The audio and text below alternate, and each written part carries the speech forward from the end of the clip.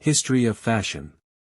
During the mid-1800s, Paris started haute couture, a new trend in fashion that elevated mere dressmaking to the luxurious status of high-quality, customized fashion. During this time, individual designers made their mark in the fashion industry with their one-of-a-kind creations that wore the designer's name on the label. Many haute couture dresses had small trains, and were decorated with many buttons, ruffles, and ribbons. Although the fashion started in Paris, it moved over to other countries as well, especially the United States, and the concept and practice carries on to this day. During and after World War I, women's fashion started to evolve drastically. Dresses became more casual, and hems were raised to the knee.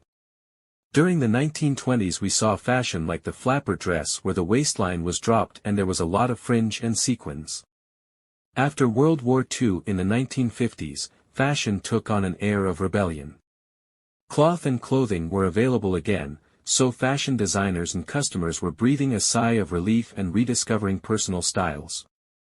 Between Dior gowns, poodle skirts, and saddle shoes, the clothing was unique.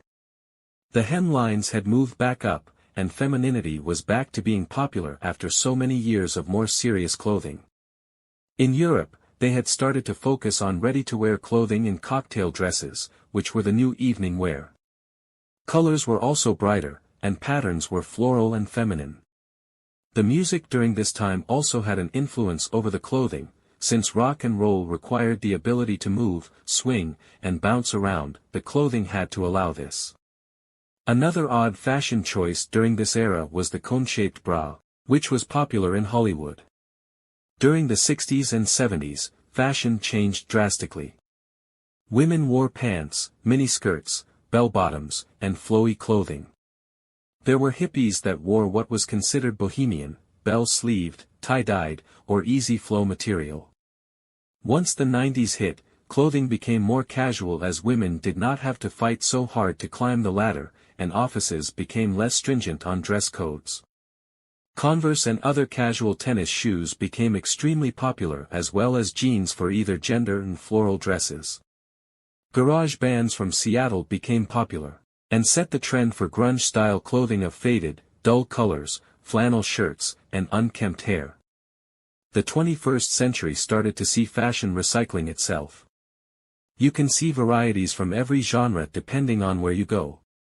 Fashion trends have changed dramatically since the late 1800s. Due to changes in culture and environment, clothing has changed too. The origin of fashion designing dates as far back as 1826. Charles Frederick Worth is believed to be the first fashion designer of the world, from 1826 to 1895. Charles, who was earlier a draper, set up a fashion house in Paris. It was he who started the tradition of fashion houses and telling his customers what kind of clothing would suit them.